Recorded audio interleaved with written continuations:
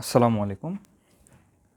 আমরা যারা admission preparation নিচ্ছি তারা সাধারণত একটা বই পড়ি। তবে আরও কিছু বই আছে, যেমন আম আব্দুল আলীমের জুওলজির জন্য আব্দুল আলীমের বই, তারপর হচ্ছে মাজেদা বেগম ম্যাডামের বই, আব্দুল আলীম স্যারের বই। এই দুইটা আমরা সাধারণত পড়ি না।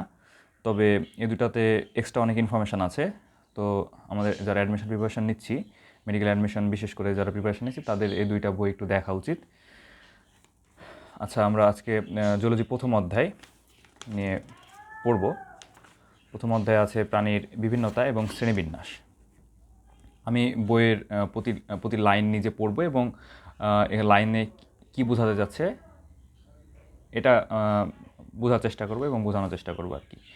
মানে একটা স্টুডেন্ট একটা বই নিয়ে বসে কিভাবে পড়বে মোটামুটি গাইডলাইন এখান থেকে পাবে, এবং সে হচ্ছে ভিডিওটা কন্টিনিউ করে নিজে পড়তে পারে। এভাবে আমি পড়ব আর কি। তো প্রথম অধ্যায় প্রাণীর বিভিন্নতা এবং শ্রেণীবিন্যাস, অ্যানিমাল ডাইভার্সিটি অ্যান্ড ক্লাসিফিকেশন। পৃথিবীর সকল জীবের বিভিন্নতাকে সংক্ষেপে জীববৈচিত্র্য বা বায়োডাইভার্সিটি বলা হয়। 1980 সালের আগের দিকে এই শব্দটি আমাদের কাছে পরিচিত ছিল না। তো ন্যাশনাল জিওগ্রাফিক ফেলো এবং গ্রীষ্মমণ্ডলীয় বাস্তুতাত্ত্বিক প্রফেসর থমাস লাভজয় 1980 সালে সর্বপ্রথম কোনো একটি বনের সমগ্র জীবপ্রজাতির সংখ্যা বোঝাতে জৈবিক বৈচিত্র্য শব্দটি প্রকাশ করেন বা বায়োডাইভার্সিটি শব্দটি প্রথম প্রয়োগ করেন। ওয়াল্টার রসেন, অন্য বইয়ে ওয়াল্টার রস হয়তো লেখা আছে, ওয়াল্টার রসেন 1986 জৈবিক বৈচিত্র্যের পরিবর্তে জীববৈচিত্র্য বা বায়োডাইভার্সিটি ব্যবহার করেন, বায়োডাইভার্সিটি শব্দটি ব্যবহার করেন। পৃথিবীতে নানা ধরনের অসংখ্য প্রজাতির প্রাণী রয়েছে। এ পর্যন্ত প্রায় 15 লাখ প্রাণী প্রজাতি আবিষ্কৃত হয়েছে। প্রতিনিয়ত নতুন নতুন প্রাণী আবিষ্কারের ফলে এর সংখ্যা দিন দিন বেড়ে যাচ্ছে। পৃথিবীর সব প্রাণীকে নিয়ে গঠিত হয়েছে প্রাণী জগৎ বা প্রাণী রাজ্য।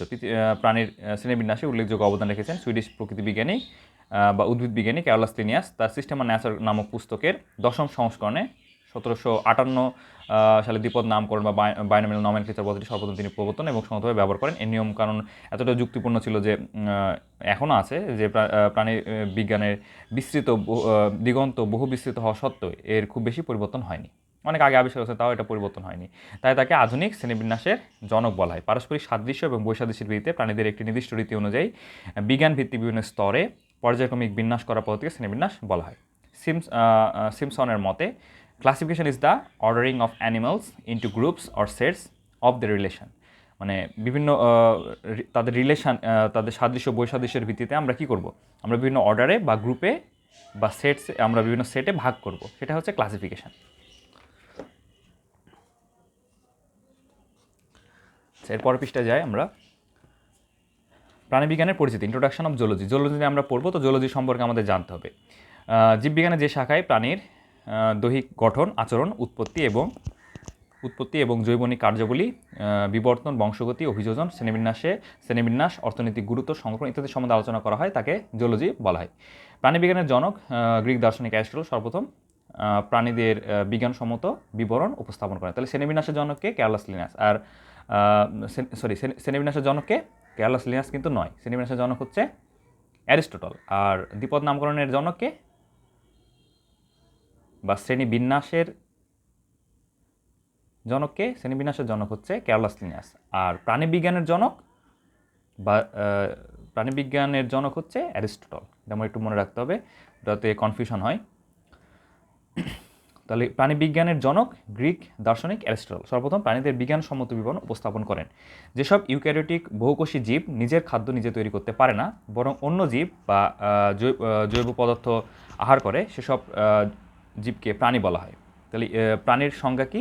যেসব ইউক্যারিওটিক বহুকোষী জীব নিজের খাদ্য নিজে তৈরি করতে পারে না, বরং অন্য জীব বা জৈব পদার্থ আহার করে, সেসব জীবকে বলা হয় প্রাণী। নিজের খাদ্য নিজে তৈরি করতে পারবে না, সালোক সংশ্লেষণ করতে পারবে না।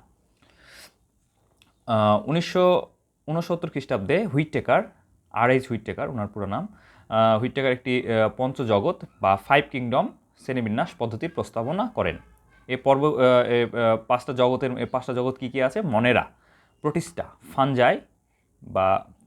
Fungi, Plantae and Animalia. আচ্ছা, প্রাণীর বৈশিষ্ট্য। একটা জীবকে আমরা প্রাণী কেন বলবো? কিছু বৈশিষ্ট্য থাকতে হবে। বৈশিষ্ট্যগুলোর মধ্যে আছে, নাম্বার 1, এরা বহুকোষী জীব হবে। এটা অবশ্যই সাধারণত একটা কোষ হয় না, এরা বহুকোষী জীব হবে, অনেকগুলো কোষ থাকবে।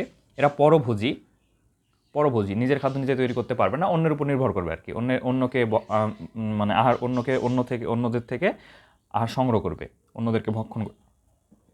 পরভোজী এবং খাদ্যের জন্য উদ্ভিদের উপর নির্ভরশীল, মেনলি উদ্ভিদের উপর নির্ভরশীল।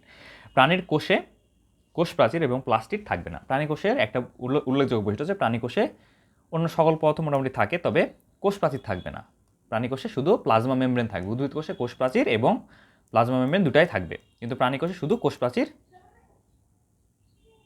শুধু প্লাজমা মেমব্রেন বা কোষ পর্দা থাকবে, কোষ প্রাচীর থাকবে না।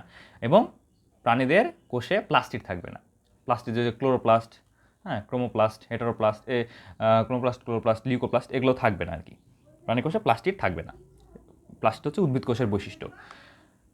আচ্ছা, আরও অনেক বৈশিষ্ট্য আছে। উদ্ভিদ কোষের কোষ প্রাচীরটা অনেক বৈশিষ্ট্যমণ্ডিত, অনেক নকশা থাকবে। প্রাণী কোষে তো কোষ প্রাচীরই থাকবে না। উদ্ভিদ কোষটা সাধারণত উদ্ভিদ কোষে কোষ গহ্বরটা বড় থাকবে, প্রাণী কোষে কোষ গহ্বর থাকে না, তবে থাকলে ছোট হয়। এরকম অনেক বৈশিষ্ট্য আছে। আচ্ছা, প্রাণীর কোষে কোষ প্রাচীর, প্লাস্টিড নেই, এটা মূল বৈশিষ্ট্য আর মানে উদ্ভিদ কোষ থেকে প্রাণী কোষের পার্থক্যের জায়গায়। প্রাণী সাধারণত চলে অক্ষম, প্রাণী সাধারণত চলাচলে সক্ষম, আর উদ্ভিদ চলাচলে অক্ষম, তাই না? তাহলে প্রাণী চলাচল করতে পারবে। চলাচল মানে এক জায়গা থেকে বডিকে অন্য জায়গায় সরাই ফেলতে পারবে। প্রাণী পরিবেশের উদ্দীপনায় তাৎক্ষণিক সাড়া দেয়। প্রাণীর একটা উদ্দীপনায় তাৎক্ষণিক সাড়া দেওয়ার ক্ষমতা অনেক বেশি। প্রাণীর দেহে সংবেদনশীল অঙ্গ বিদ্যমান। অনেক সংবেদনশীল অঙ্গ থাকে, স্কিন, চোখ, কান, নাক, মুখ, জিহ্বা, এগুলো হচ্ছে প্রাণীর সংবেদনশীল অঙ্গ। অনেক সংবেদনশীল অঙ্গ থাকবে, অ্যান্টেনা, পুঞ্জাক্ষী। আচ্ছা, এরা হলোজৈক পদ্ধতিতে পুষ্টি সম্পন্ন করে। এটা একটা উল্লেখযোগ্য বৈশিষ্ট্য, এই বইয়ে আছে এটা। হলোজৈক পদ্ধতিতে পুষ্টি সম্পন্ন করে। এরা ভিন্নভোজী স্বভাবের। ভিন্নভোজী স্বভাবের মানে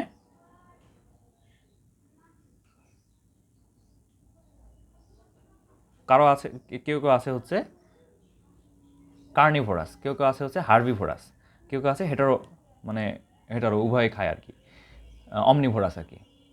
তো ভিন্নভোজী স্বভাবের। জনজন প্রক্রিয়ায় বংশবৃদ্ধি ঘটায়। তো প্রাণীর বৈশিষ্ট্যগুলো আরেকবার আমরা দেখি। এরা বহুকোষী জীব হবে, এরা পরভোজী এবং খাদ্যের জন্য উদ্ভিদের উপর নির্ভরশীল হবে। প্রাণীর কোষে কোষ প্রাচীর এবং প্লাস্টিড থাকবে না। এরা সাধারণত চলাচলে সক্ষম হয়, চলাচল করতে পারে। প্রাণী পরিবেশের উদ্দীপনায় তাৎক্ষণিক সাড়া দেয়। প্রাণীর দেহে সংবেদনশীল অঙ্গ বিদ্যমান। এরা হলোজৈক পদ্ধতিতে পুষ্টি সম্পন্ন করে। এরা ভিন্নভোজী স্বভাবের, যৌনজন প্রক্রিয়ায় বংশবৃদ্ধি ঘটায়। জীবজগতের বিভিন্নতা বা প্রাণী বৈচিত্র্য, অ্যানিমাল ডাইভার্সিটি। অ্যানিমাল ডাইভার্সিটিটা কি? প্রথমে আমরা কি ডাইভার্সিটি পড়ছিলাম? প্রথমে আমরা পড়ছিলাম হচ্ছে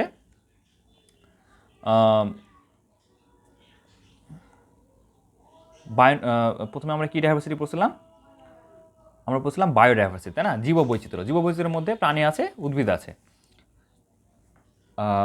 তো এখন আমরা পড়ব হচ্ছে প্রাণী বৈচিত্র্য বা অ্যানিমাল ডাইভার্সিটি বা প্রাণী জগতের ভিন্নতা। পৃথিবীতে বহু প্রজাতি বা বিভিন্ন ধরনের প্রাণী রয়েছে।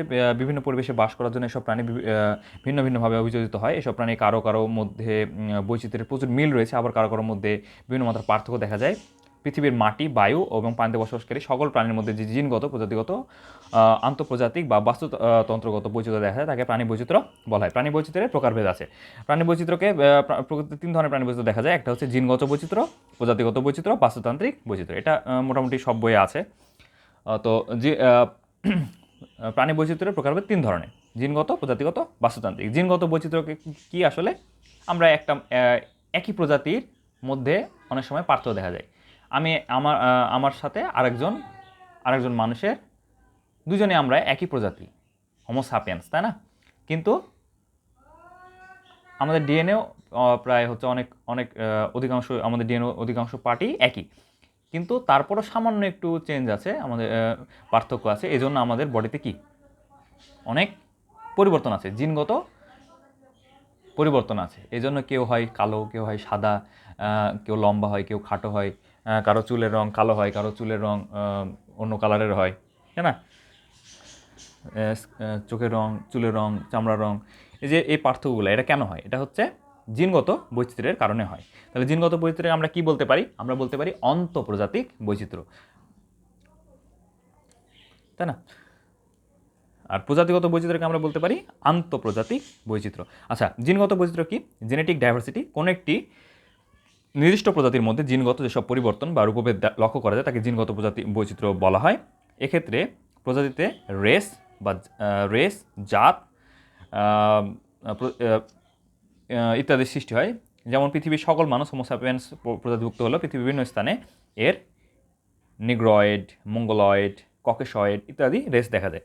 নিগ্রয়েড মানে যারা কালো তাদেরকে নিগ্রয়েড বলা হয়। মঙ্গলয়েড মানে অনেকটা লালচে টাইপের যাদের চেহারা তাদেরকে বলা হয় মঙ্গলয়েড। আর ককেশয়েড মানে হচ্ছে যারা ফর্সা। আচ্ছা, প্রজাতি বৈচিত্র্যটা কি? স্পেসিস ডাইভার্সিটি কোনো একটি নির্দিষ্ট অঞ্চলের বিভিন্ন প্রজাতির উপস্থিতিকে প্রজাতির বৈচিত্র্য বলা হয়। কখনোই দুই প্রজাতির প্রাণী একরকম হয় না। একই গণভুক্ত প্রজাতির মধ্যেও ক্রোমোজোম সংখ্যা এবং আঙ্গিক গঠনে যথেষ্ট পার্থক্য আছে। যেমন বাঘ প্যান্থেরা টাইগ্রিস এবং সিংহ প্যান্থেরা লিও দুটাই একই গণ বা জেনাস, কিন্তু স্পেসিস আলাদা। এরা হচ্ছে প্রজাতির বৈচিত্র্য বা কি বৈচিত্র্য? আন্তঃপ্রজাতিক বৈচিত্র্য। আর জিনগত বৈচিত্র্য হচ্ছে অন্তঃপ্রজাতিক বৈচিত্র্য, প্রজাতির নিজেদের মধ্যে আর প্রজাতির ভিন্ন প্রজাতির মধ্যে, এজন্য আন্তঃপ্রজাতিক। একই গণের অন্তর্ভুক্ত হওয়া সত্ত্বেও তাদের মধ্যে অনেক পার্থক্য দেখা যায়। বাস্তুতান্ত্রিক বৈচিত্র্যটা কি? বাস্তুতান্ত্রিক বৈচিত্র্য হচ্ছে ইকোসিস্টেমের মধ্যে। যেমন হচ্ছে বাংলাদেশে আমরা কী কী প্রাণী দেখি? বাংলাদেশে আমরা ছাগল দেখি, ব্ল্যাক বেঙ্গল ছাগল, তাই না? তারপরে গরু দেখি। এরকম সাউথ এশিয়ার মধ্যে আমরা কি কখনো ক্যাঙ্গারু দেখছি? ক্যাঙ্গারু দেখিনি, তাই না? কোয়ালা, তারপরে স্লথ, এগুলো আমরা দেখিনি। এগুলো হচ্ছে অস্ট্রেলিয়া অঞ্চলে থাকে, তাই না? ক্যাঙ্গারু, স্লথ, কোয়ালা, এগুলো হচ্ছে আমরা অস্ট্রেলিয়াতে দেখি। তো এক একটা জায়গাতে এক একটা নির্দিষ্ট হটস্পটে এক নির্দিষ্ট প্রাণী অনেক বেশি ডেভেলপ করছে। হ্যাঁ, তো এই কারণে আমাদের মানে প্রজাতিগত বৈচিত্র্য দেখা যায়, মানে বাস্তুতান্ত্রিক বৈচিত্র্য দেখা যায়। আসলে পৃথিবীর বিভিন্ন অঞ্চলে ভিন্ন ভিন্ন জলবায়ুর সঙ্গে জীবজগতের মিথস্ক্রিয়ায় ভিন্ন ভিন্ন প্রজাতির একক বা বায়োম সৃষ্টি হয়। যেমন তুন্দ্রা বায়োম, মরুভূমি বায়োম, তারপরে মরু বায়োম, তারপরে মেরু বায়োম, বনভূমি বায়োম, তৃণভূমি বায়োম ইত্যাদি। প্রতি বায়োমে নিজস্ব বৈশিষ্ট্যমণ্ডিত বৈচিত্র্যময় প্রাণী রয়েছে। এর বিভিন্ন বায়োমে বিদ্যমান প্রাণীর বৈচিত্র্যকে বাস্তুতান্ত্রিক বৈচিত্র্য বলা হয়। তুন্দ্রা বায়োমে শ্বেত ভাল্লুক এবং বনভূমি বায়োমের ভাল্লুকের মধ্যে এই বৈচিত্র্য বাস্তুতান্ত্রিক বৈচিত্র্যের প্রকৃষ্ট উদাহরণ। জীববিজ্ঞান প্রথম অধ্যায় 12 বিলুপ্তির কারণ এবং সংরক্ষণের গুরুত্ব সম্পর্কে আলোচনা করা হয়েছে। যাই হোক, আমরা এরপরে আসি শ্রেণীবিন্যাসের ভিত্তি এবং নীতি। শ্রেণীবিন্যাসের কিছু ভিত্তি আছে এবং শ্রেণীবিন্যাসের কিছু নীতি আছে। শ্রেণীবিন্যাস আমি যেভাবে ইচ্ছা হলাম শ্রেণীবিন্যাস করতে পারবো না। একটা নীতি আছে, একটা ধারা আছে, এই ধারা মেনে শ্রেণীবিন্যাস করতে হবে। শ্রেণীবিন্যাসের নীতি এবং ভিত্তি। Basis and principles of animal classification. পারস্পরিক সাদৃশ্য এবং বৈসাদৃশ্যের ভিত্তিতে একটি নির্দিষ্ট রীতি অনুযায়ী প্রাণীকুলকে গোষ্ঠীভুক্ত করার পদ্ধতিকে শ্রেণীবিন্যাস বলা হয়। প্রাণী জগতে বিদ্যমান প্রাণীদের পারস্পরিক মিল এবং অমিলের উপর ভিত্তি করে গড়ে উঠেছে শ্রেণীবিন্যাস। সুইডিশ বিজ্ঞানী প্রকৃতি বিজ্ঞানী ক্যারলাস লিনিয়াস শ্রেণীবিন্যাসের বিজ্ঞান ভিত্তিক এবং সুসংঘবদ্ধ উপায়ে প্রাণীদের প্রথম শ্রেণীবিন্যাস করেন। তার সিস্টেম অফ নেচার নামক পুস্তকে 10ম সংস্করণে 1758 দ্বিপদ নামকরণ বা বায়োনোমিয়াল নমেনক্লেচার পদ্ধতি সর্বপ্রথম প্রবর্তন এবং সঙ্গতভাবে ব্যবহার করেন। এই নিয়মাবলী এতই যুক্তিপূর্ণ ছিল যে প্রাণী জগতের দিগন্ত বহু বিস্তৃত হওয়া সত্ত্বেও এর খুব বেশি পরিবর্তন হয়নি। ক্যারলাস লিনিয়াসকে তাই শ্রেণীবিন্যাসের জনক হিসেবে আখ্যায়িত করা হয়। শ্রেণীবিন্যাসের ভিত্তি কী? শ্রেণীবিন্যাসের বেসিস অফ ক্লাসিফিকেশন। শ্রেণীবিন্যাসের ভিত্তি। প্রত্যেক প্রাণীরই নিজস্ব কতগুলো বৈশিষ্ট্য বা লক্ষণ থাকে। এসব বৈশিষ্ট্যগুলোর মাধ্যমে প্রতিটি প্রাণী গোষ্ঠীকে পরস্পর থেকে পৃথক করা যায়। শ্রেণীবিন্যাসের প্রয়োজনে প্রাণীদেহের এসব বৈশিষ্ট্যকে প্রাধান্য দেওয়া হয় এবং অর্থাৎ শ্রেণীবিন্যাসের ভিত্তি হিসাবে ব্যবহার করা হয়। যেসব বৈশিষ্ট্যকে প্রাধান্য দিয়ে প্রাণী শ্রেণীবিন্যাস করা হয় সেসব বৈশিষ্ট্যকেই শ্রেণীবিন্যাসের ভিত্তি বলা হয়। এগুলো হচ্ছে প্রান্তিকতা, কোষের সংখ্যা, দেহের আকার আকৃতি, সংগঠন মাত্রা, ক্লিভেজ, ভ্রূণস্তর, প্রতিসাম্য, খণ্ডায়ন, সিলম, অঞ্চলায়ন, তল, নটকর্ড, মেরুদণ্ড, পুষ্টি পদ্ধতি, পরিপাক নালী, লিঙ্গ, জীবনচক্র ইত্যাদি। তো প্রান্তিকতা, এগুলো আমরা প্রত্যেকটা আলাদা আলাদাভাবে পড়ব। প্রান্তিকতা বা পোলারিটি। প্রান্তিকতাটা কি? মস্তক এবং মুখের অবস্থানের উপর ভিত্তি করে প্রাণীর দেহের যে মেরুকরণ করা হয় তাকে প্রান্তিকতা বলা হয়। মস্তক এবং মুখের অবস্থানের উপর ভিত্তি করে, মস্তক এবং মুখ কোন দিকে আছে সেটার উপর ভিত্তি করে আমরা প্রান্তিকতা বলি। প্রান্তিকতা আমরা মেরুকরণ করি, প্রাণীর দেহকে মেরুকরণ বা প্রান্তিকতা করি। একটি প্রাণীদেহের বিভিন্ন অঞ্চল নির্দেশ করতে কতগুলো বিশেষ শব্দ ব্যবহার করা হয়।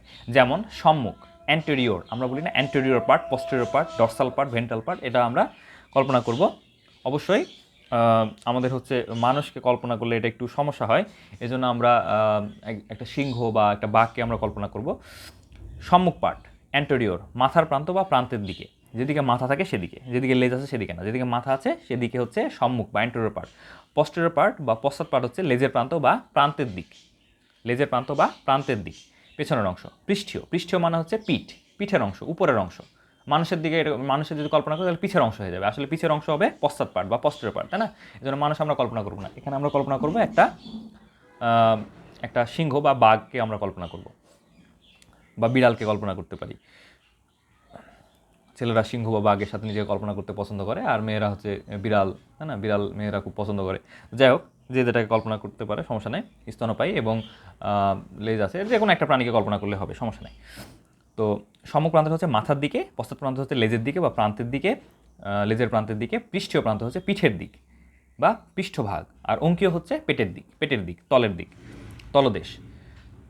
পার্শ্বীয়, পার্শ্বীয় হচ্ছে যে কোনো এক পাশে, আমাদের ডান হাত বাম হাত দুটা পার্শ্বীয়, এক পাশ, পাশের দিক, ল্যাটারাল। মাধ্যম বা মধ্যরেখীয়, মাধ্যম বা মধ্যরেখীয় হচ্ছে স্যাজাইটাল, দেহের মধ্যরেখা, দেহের মধ্যরেখাকে বলা হয় স্যাজাইটাল। মধ্যম বা মধ্যরেখীয়, স্যাজাইটাল, এটা হচ্ছে দেহের মধ্যরেখা বরাবর, মিডিয়ান প্লেন বরাবর। আমরা নাক দিয়ে, তারপরে হচ্ছে চিন দিয়ে, একটা স্টারনাম দিয়ে, হিপবোনের পিউবিক সিম্ফাইসিস দিয়ে যদি একটা রেখা টানি, এটা বডিকে দুই ভাগে ভাগ করবে, লম্বালম্বিভাবে দুই ভাগে ভাগ করবে, ডান পাশ বাম পাশে ভাগ করবে, এটাই হচ্ছে স্যাজাইটাল প্লেন। আর স্যাজাইটাল প্লেট আর কি, স্যাজাইটাল বা মধ্যরেখীয়, দেহের মধ্যরেখা। নিকটবর্তী প্রক্সিমাল, আমার কাছে যেটা সেটা হচ্ছে নিকটবর্তী, আর দূরে যেটা সেটা হচ্ছে ডিস্টাল। নিকটবর্তী দেহের কেন্দ্রীয় অংশের কাছাকাছি বা অংশমুখী। এখন কেন্দ্রীয় অংশ কোনটা, এটা আমরা বোনসে পড়ছি, উপাঙ্গীয় কঙ্কাল আর হচ্ছে অক্ষীয় কঙ্কাল। অক্ষীয় হচ্ছে বডি ট্রাঙ্ক, বডি ট্রাঙ্ক, অক্ষীয় কঙ্কাল যেটা সেটা হচ্ছে বডি ট্রাঙ্ক। বডি ট্রাঙ্কের কাছে হলে সেটা হবে নিকটবর্তী, আর বডি ট্রাঙ্কের দূরে হলে সেটা হবে দূরবর্তী, দেহের নির্দিষ্ট অংশে দূরবর্তী অংশ বা অংশমুখী, দূরবর্তী, ডিস্টাল। বক্ষীয় অঞ্চল কোনটা, পেক্টোরাল, আমরা পড়ছি না পেক্টোরাল গার্ডল আর পেলভিক গার্ডল, তো বক্ষীয় হচ্ছে পেক্টোরাল গার্ডল। হাত বডি ট্রাঙ্কের সাথে যেসব মাধ্যমে যুক্ত থাকে সেটা হচ্ছে পেক্টোরাল গার্ডল বা বক্ষীয়। বক্ষ অঞ্চল বা অগ্রপদ অবলম্বন দানকারী অঞ্চল। আর শ্রোণীয় অঞ্চল বা পেলভিক গার্ডল বা পেলভিক অংশ হচ্ছে নিতম্ব অঞ্চল বা পশ্চাৎ পদ অবলম্বন দানকারী অঞ্চল। দুই হাতকে যে অবলম্বন দিবে সেটা হচ্ছে বক্ষীয় বা পেক্টোরাল গার্ডল। আর পেলভিক গার্ডল হচ্ছে দুই পাকে যে অবলম্বন দিবে, ধরে রাখবে, সেটা হচ্ছে বা বডি ট্রাঙ্কের সাথে যুক্ত করবে, সেটা হচ্ছে শ্রোণীয় বা পেলভিক গার্ডল। অনুপ্রস্থ, ট্রান্সভার্স, আমরা এভাবে কেটে দিলাম, সেটা হচ্ছে ট্রান্সভার্স, আর এভাবে যদি কাটি সেটা হবে ভার্টিক্যাল। আচ্ছা, অনুপ্রস্থ বা ট্রান্সভার্স, আড়াআড়ি তল। আচ্ছা, কোষের সংখ্যার ভিত্তিতে, কোষের সংখ্যার ভিত্তিতে আমরা ক্লাসিফিকেশন করতে পারি এককোষী, বহুকোষী কিনা, এককোষী কিনা বা বহুকোষী কিনা, দুইভাগ ভাগ করবে, এককোষী বা ইউনিসেলুলার, এদের দেহ একটি মাত্র কোষ দ্বারা গঠিত, যেমন হচ্ছে amoeba, Plasmodium vivax, Plasmodium falciparum, Plasmodium ovale, Plasmodium malariae, এরা। বহুকোষী হচ্ছে মাল্টিসেলুলার বা মেটাজোয়া বা মাল্টিসেলুলার, এদের দেহ বহু সংখ্যক কোষ দ্বারা গঠিত, উদাহরণ হোমোসাপিয়েন্স, হাইড্রা ভলগ্যারিস ইত্যাদি। দেহের আকার, আকৃতি, শেপ অ্যান্ড সাইজ, আকারের উপর ভিত্তি করে দেহ প্রাণীদেরকে দুই ভাগ করা হয়, একটা হচ্ছে মাইক্রো বা আণুবীক্ষণিক, আর একটা হচ্ছে ম্যাক্রো বা বৃহত্তম প্রাণী। মাইক্রো বা অণুবীক্ষণ প্রাণী হচ্ছে অণুবীক্ষণ যন্ত্রে আমরা দেখব, এরা প্রাণী অণুবীক্ষণ ক্ষুদ্রাকার, যেমন প্লাজমোডিয়াম ভিভ্যাক্স, ম্যালেরিয়া জীবাণু, এন্টামিবা হিস্টোলাইটিকা, আমাশয়ের জীবাণু, হ্যাঁ, অ্যামিবিয়াসিস যেটাতে হয়, এন্টামিবা হিস্টোলাইটিকা। ম্যাক্রো বা বৃহত্তম প্রাণী, যাদেরকে আমরা খালি চোখে দেখতে পারি, সেটা হচ্ছে বড় বা ম্যাক্রো বা বৃহত্তম প্রাণী। এসব প্রাণী বড়, এদের খালি চোখে দেখা যায়, যেমন হচ্ছে ডুট্টাফাইরাস মেলানোস্টিকটাস, কোনো ব্যাং, ডুট্টাফাইরাস মেলানোস্টিকটাস। হোমোসাপিয়েন্স মানে মানুষ। সংগঠন মাত্রা, লেভেলস অফ অর্গানাইজেশন, আমরা অর্গানাইজেশনের ভিত্তি করে, সংগঠন মাত্রার ভিত্তি করে আমরা ক্লাসিফিকেশন করতে পারি। উৎপত্তি ও বিবর্তনের দৃষ্টিকোণ থেকে প্রাণীদের দেহ সরল থেকে জটিলতর ভাবে সংগঠিত হয়েছে। এটি মূলত এককোষী বা অকোষীয় প্রাণী সংগঠন থেকে কাজের ভিত্তিতে শ্রম বন্টনের উদ্দেশ্যে কোষসমূহ একত্রিত হয়ে কলা, অঙ্গতন্ত্র প্রভৃতি গঠন করেছে, ফলে ধীরে ধীরে জটিল প্রাণীর দেহ গঠন প্রক্রিয়া সম্পন্ন হয়েছে। এরূপ ক্রমজটিলতার প্রতিটি স্তরকে সংগঠন মাত্রা বলা হয়। সংগঠন মাত্রার ভিত্তি করে প্রাণী জগৎকে নিম্নোক্ত ভাগে ভাগ করা হয়, যেমন কোষীয় পর্যায় মানে শুধু কোষ থাকবে, কোষ ছাড়া আর কিছু থাকবে না। কোষ কলা, কোষ কলা মানে টিস্যু, মানে কোষ একই ধরনের কোষ একই উৎপত্তিস্থলতে তৈরি হয়েছে এবং একই কাজ করে, একই সাথে একই কাজ করে, একসাথে মিলে একটা নির্দিষ্ট কাজ করে, সেটা হচ্ছে কলা বা টিস্যু। কোষ দিয়ে টিস্যু গঠন হলে সেটা হচ্ছে কোষ টিস্যু মাত্রা। আর কলা অঙ্গ মানে এর আগে কি কোষ ছিল না? হ্যাঁ, কোষ আছে। কোষ টিস্যু অঙ্গ বা কলা অঙ্গ মাত্রা প্রাণী, এটা হচ্ছে যাদের কোষ আছে, একগুচ্ছ কোষ নিয়ে টিস্যু হবে, ওই টিস্যু আবার একগুচ্ছ টিস্যু দিয়ে একটা নির্দিষ্ট অঙ্গ গঠন করবে, অঙ্গ থাকবে। আর অঙ্গতন্ত্র কি? অঙ্গতন্ত্র হচ্ছে কোষ থাকবে, টিস্যু থাকবে, অঙ্গ থাকবে এবং অঙ্গতন্ত্র থাকবে। যেমন আমাদের রেসপিরেটরি সিস্টেম কী দিয়ে তৈরি? দুইটা লাংস দিয়ে তৈরি। আমাদের কিডনি, আমাদের রেচনতন্ত্র কী দিয়ে তৈরি? দুটা kidney, ureter, renal artery, renal vein, nephron, অনেক কিছু আছে, তাই না? ইউরেটার, তারপর হচ্ছে মূত্রনালী, মূত্রথলি, হ্যাঁ, অনেক কিছু তৈরি না? তো এটা হচ্ছে একটা তন্ত্র গঠন করবে। আমাদের পরিপাকতন্ত্র কী দিয়ে করি? শুধু জিআইটি, গ্যাস্ট্রোইন্টেস্টিনাল ট্রাক্ট বা পরিপাক নালী না, এর সাথে আমাদের পরিপাক তন্ত্র আছে, পরিপাক গ্রন্থি আছে, পরিপাক নালী আছে। তো যেখানে গ্রন্থি এবং নালী থাকবে সেটা হচ্ছে তন্ত্র। গ্রন্থি এবং নালী বা অঙ্গ এবং নালী থাকবে, সেটা হচ্ছে তন্ত্র। আচ্ছা, তো কোষীয় পর্যায়ে সংগঠন মাত্রাটা কি? শুধু কোষ থাকবে। সেলুলার গ্রেড, যেসব প্রাণী অনেকগুলো শিথিল যোগাযোগ সম্পন্ন কোষের দ্বারা গঠিত, তারা এই মাত্রার অন্তর্ভুক্ত। শিথিলভাবে থাকবে, আলাদা আলাদাভাবে। এখানে কিছুটা শ্রম বিভাজন দেখা যায়, কিন্তু এ ধরনের মাত্রা কোষ সমৃদ্ধ কলায় পরিণত হয় না, টিস্যুতে পরিণত হয় না। যেমন পরিফেরাতে আমরা দেখি, পরিফেরা পর্ভুক্ত সকল প্রাণী। কোষ কলা পর্যায়ে সংগঠন মাত্রা, টিস্যু, সেল টিস্যু গ্রেড বা লেভেল অফ অর্গানাইজেশন। এক্ষেত্রে প্রাণীর দেহে বিদ্যমান একই কাজে নিয়োজিত কোষগুলো দলবদ্ধ হয়ে একটা কলা গঠন করবে বা টিস্যু গঠন করবে। যেমন নিডারিয়ার ক্ষেত্রে আমরা দেখি, টেনোফোরার ক্ষেত্রে আমরা দেখি। পর্ভুক্ত সকল প্রাণী।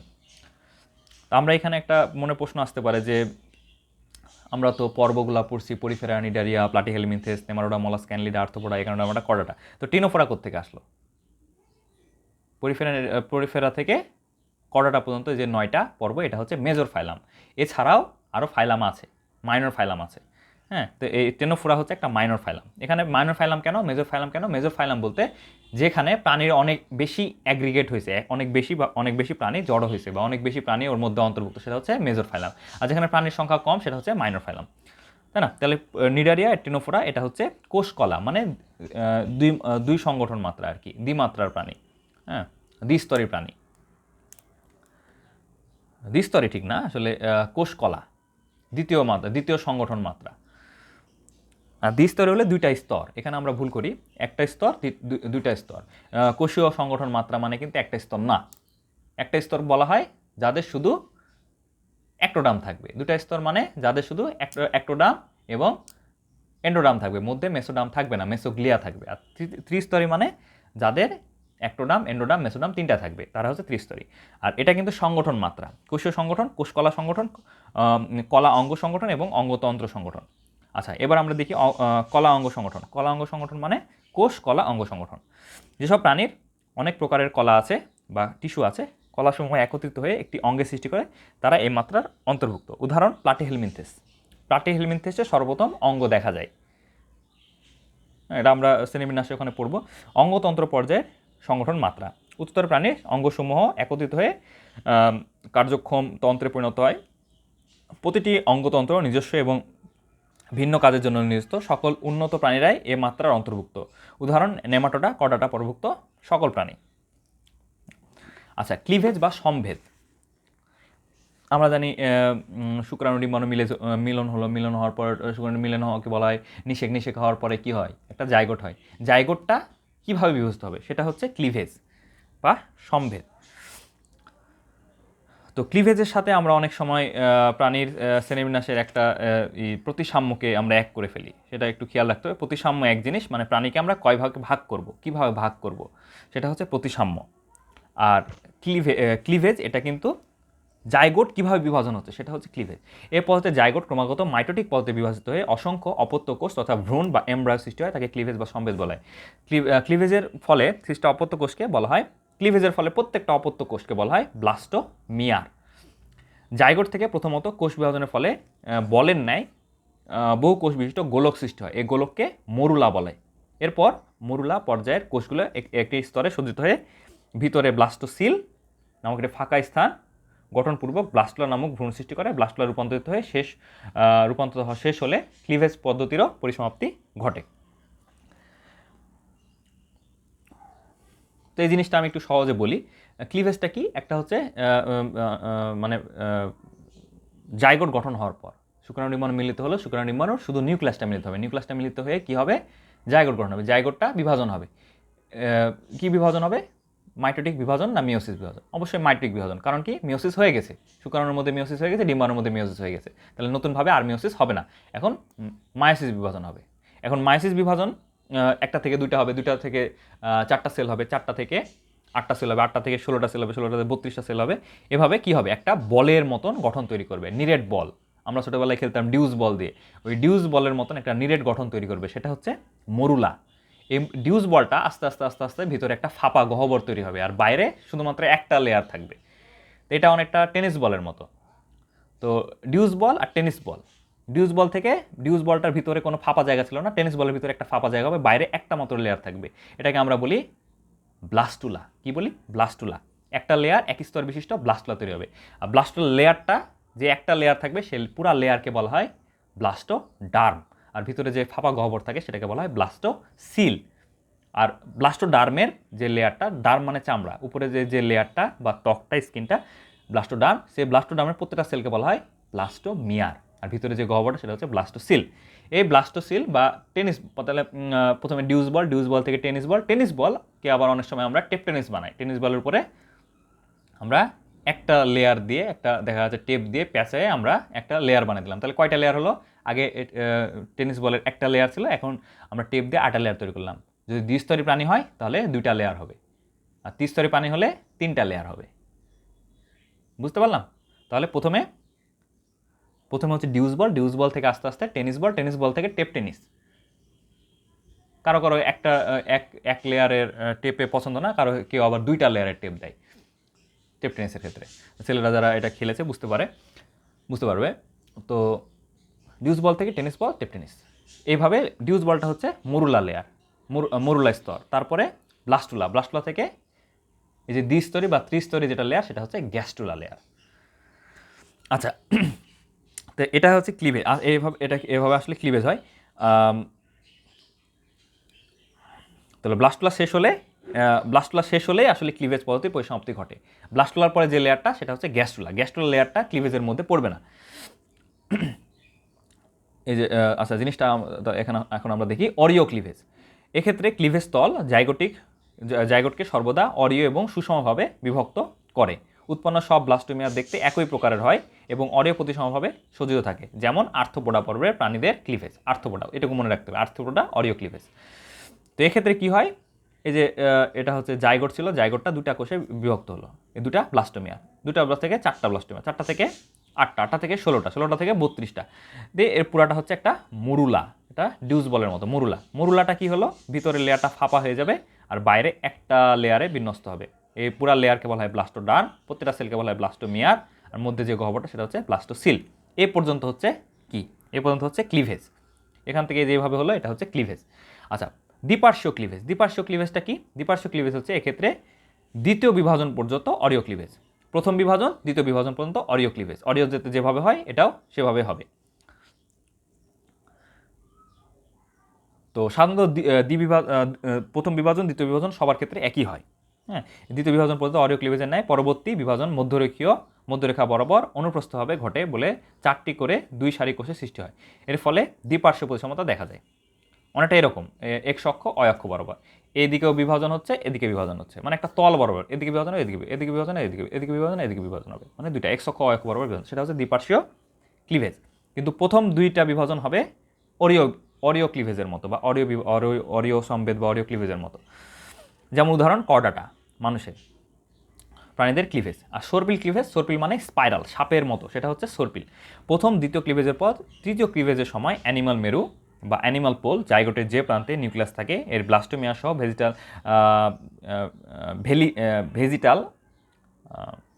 ভেজিটাল মেরু এবং জাইগোটের যে প্রান্তে সাইটোপ্লাজম থাকে সেটাকে বলা হয় ভেজিটাল মেরু, আর যে প্রান্তে নিউক্লিয়াস থাকে সেটা হচ্ছে অ্যানিমাল পোল। অ্যানিমাল পোল আর ভেজিটাল পোল। অ্যানিমাল পোল হচ্ছে যে প্রান্তে নিউক্লিয়াস থাকে, আর ভেজিটাল পোল হচ্ছে যে প্রান্তে সাইটোপ্লাজম থাকে। এর তাহলে এই ক্লিভেজে প্রথম আর দ্বিতীয় ক্লিভেজের পর তৃতীয় ক্লিভেজের সময় অ্যানিমাল মেরু এর ব্লাস্টোমিয়া সমূহ ভেজিটাল মেরু এর ব্লাস্টোমিয়ারগুলোর সাথে চক্রাকারে স্থান পরিবর্তন করে। মানে এ এখানে ছিল, এ বি সি ডি স্থান পরিবর্তন করবে। এ এখানে চলে আসলো, বি এখানে চলে গেল, সি এখানে চলে আসলো, ডি এখানে চলে গেল, মানে স্থান পরিবর্তন করবে। এবিসিডি স্থান পরিবর্তন, এটা হচ্ছে সর্পিল ক্লিভেজ, নিজেদের স্থান কন্টিনিউসলি পরিবর্তন হবে, একটা ঘূর্ণনে তৈরি হবে। যে ব্লাস্টোমিয়াগুলো চক্রাকারে সামান্য স্থান পরিবর্তন করে এরূপ ক্লিভেজকে ঘূর্ণন বা সর্পিল ক্লিভেজ বলে, যেমন অ্যানলিডা এবং মলাস্কা। অ্যানলিডা, মলাস্কা এর প্রাণীদের এই ধরনের ক্লিভেজ দেখা যায়। উপরোক্ত ক্লিভেজ প্রকার ছাড়াও জাইগোটের বিভাজন তলের ভিত্তিতে মধ্যতল বরাবর ক্লিভেজ বা মেরিডিওনাল ক্লিভেজ, উল্লম্ব তল বরাবর ক্লিভেজ বা ভার্টিক্যাল ক্লিভেজ, নিরক্ষীয় ক্লিভেজ বা ইকুয়েটোরাল ক্লিভেজ, আংশিক বা অনুভূমিক ক্লিভেজ ইত্যাদি ভাগে ভাগ করে। আবার কুসুমের পরিমাণের ভিত্তি করে ক্লিভেজকে সম্পূর্ণ ক্লিভেজ, অসম্পূর্ণ ক্লিভেজে ভাগ করা হয় বা সুপারফিশিয়াল ক্লিভেজে ভাগ করা হয়। সম্পূর্ণ ক্লিভেজ হচ্ছে হলোব্লাস্টিক ক্লিভেজ, অসম্পূর্ণ ক্লিভেজ হচ্ছে মেরোব্লাস্টিক ক্লিভেজ, সুপারফিশিয়াল ক্লিভেজ ইত্যাদি আছে। ভ্রূণস্তর, এরপর আমরা পড়বো আরেকটা মানে শ্রেণীবিন্যাসের আরেকটা ভিত্তি, সেটা হচ্ছে ভ্রূণস্তর বা জার্ম লেয়ার। কয়টা ভ্রূণের লেয়ার তৈরি হবে? এই যে এখানে ব্লাস্টলা একটা লেয়ার তৈরি হলো, এরপরে ব্লাস্টলা থেকে গ্যাস্টলা দুইটা বা তিনটা লেয়ার তৈরি হবে। এরকম ভ্রূণস্তর দিয়ে আমরা ক্লাসিফিকেশন করব, দুইটা লেয়ার তৈরি হয় না, তিনটা লেয়ার তৈরি হয় না, কয়টা লেয়ার তৈরি হয়? এটা যৌনজন্মে অংশগ্রহণকারী প্রাণীদের শুক্রাণু ডিম্বাণু মিলনের ফলে জাইগোট সৃষ্টি হয়। জাইগোট ক্রমাগত বিভক্ত হয়ে পরিস্ফুটনের মাধ্যমে ভ্রূণ সৃষ্টি হয়। ভ্রূণের যেসব কোষস্তর থেকে ভবিষ্যতে পরিণত প্রাণী বিবিধ কলা, বিভিন্ন টিস্যু, বিভিন্ন অঙ্গ পরিস্ফুট হবে, তাদেরকে ভ্রূণস্তর বা জার্ম লেয়ার বলা হয়। ভ্রূণের কোষগুলো দুটি বা তিনটি স্তরে বিন্যস্ত থাকে। ভ্রূণের কোষগুলো দুইটা বা তিনটে স্তরে বিন্যস্ত থাকে। তাহলে দুইটা স্তর থাকে, তাহলে সেটা হবে দ্বিস্তরী বা ডিপ্লোব্লাস্টিক। তিনটা স্তর হলে ত্রিস্তরী বা ট্রিপ্লোব্লাস্টিক। দ্বিস্তরী প্রাণী, যেসব প্রাণীতে অ্যাক্টোডার্ম এবং এন্ডোডার্ম নামক দুটি ভ্রূণস্তর থাকে সেসব প্রাণীকে বলা হয় দ্বিস্তরী প্রাণী, যেমন নিডারিয়া পর্বের প্রাণী। তারপরে আরেকটা কি ছিল? আচ্ছা, নিডারিয়া পর্বের প্রাণী। ত্রিস্তরী প্রাণী, যেসব প্রাণীদের অ্যাক্টোডার্ম, মেসোডার্ম এবং এন্ডোডার্ম তিনটায় থাকবে, মধ্যে মেসোডার্ম থাকবে, তারা হচ্ছে ত্রিস্তরী প্রাণী, যেমন প্লাটিহেলমিনথেস, মলাস্কা, অ্যানলিডা, আর্থ্রোপোডা, কর্ডাটা সবাই মানে প্লাটিহেলমিনথেস থেকে আর কি। ভ্রূণস্তর থেকে প্রাণীদেহের বিভিন্ন অঙ্গ প্রত্যঙ্গ সৃষ্টি হয়। তো ভ্রূণস্তর অ্যাক্টোডার্ম, মেসোডার্ম, এন্ডোডার্ম কোন স্তর থেকে কী তৈরি হচ্ছে এটা আমরা একটু দেখতে হবে, খুব ইম্পর্টেন্ট। অ্যাক্টোডার্ম থেকে কী তৈরি হবে? ত্বকের এপিডার্মিস, অ্যাক্টোডার্ম উপরে চামড়া, তাই না? তাহলে ত্বকের এপিডার্মিস তৈরি হবে মুখ, পায়ু, নাসাছিদ্র আবরণ, ঘাম, শ্বেতগ্রন্থি, চোখের লেন্সটা একটু মনে রাখতে হবে, চোখের লেন্স, চুল, নখ, পালক, শিং, দাঁতের অ্যানামেলটা একটু মনে রাখতে হবে। দাঁতের অ্যানামেল কোথা থেকে তৈরি হয়? দাঁতের ডেন্টিন কোথা থেকে তৈরি হয়? এটা জিজ্ঞেস করে, এটা আসে আর কি প্রশ্ন। কান, নাক, স্নায়ুতন্ত্র, মস্তিষ্ক, স্নায়ুতন্ত্র এটা একটু মনে রাখতে হবে বেশি ভালো করে। স্নায়ুতন্ত্র, মস্তিষ্ক স্নায়ুতন্ত্রের মধ্যেই। মেসোডার্মটা কোথেকে তৈরি হয়? মেসোডার্ম থেকে কী তৈরি হয়? পেশি এবং কলা, পেশি এবং কঙ্কাল। আমাদের পেশি তৈরি হয় মেসোডার্ম থেকে, কঙ্কাল তৈরি হয় মেসোডার্ম থেকে। অনেকে কঙ্কালটাকে মনে করে এন্ডোডার্ম, আসলে কঙ্কাল মেসোডার্ম থেকে তৈরি হয়। ত্বকের ডার্মিস, ডার্মাল আইস এবং দাঁতের দাঁতের অ্যানামেল, দাঁতের অ্যানামেল হচ্ছে অ্যাক্টোডার্ম থেকে, দাঁতের ডেন্টিন হচ্ছে মেসোডার্ম থেকে। রেচনতন্ত্র, জনতন্ত্র, যোজক কলা, রক্ত প্রবাহ, মেসেন্টারি, সিলোম, আবরণ ইত্যাদি মেসোডার্ম থেকে তৈরি হবে। এন্ডোডার্ম থেকে তৈরি হবে পৌষ্টিক নালী, শ্বাসনালী, ফুসফুস, যকৃত, অগ্ন্যাশয়ের করণকারী অংশ, থাইরয়েড, প্যারাথয়েড, থাইমাস, মূত্রথলি, মূত্রনালীর আবরণ, মানে ভিসেরাগুলা মেনলি এন্ডোডার্ম থেকে তৈরি হয়। তাহলে অ্যাক্টোডার্ম থেকে মেনলি চামড়া জিনিসপত্র, যেখানে হচ্ছে সবার বাইরে যেগুলো থাকে, হ্যাঁ, চামড়া এবং বহিকঙ্কাল, এরা হচ্ছে অ্যাক্টোডার্ম থেকে তৈরি হয়।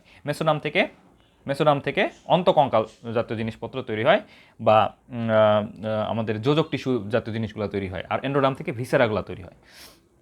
আচ্ছা, তাহলে দ্বিস্তরী প্রাণী হচ্ছে বাইরে অ্যাক্টোডার্ম থাকবে, ভিতরে এন্ডোডার্ম থাকবে, মধ্যে কোনো লেয়ার থাকবে না, অকোষীয় একটা লেয়ার থাকবে, মেসোগ্লিয়া।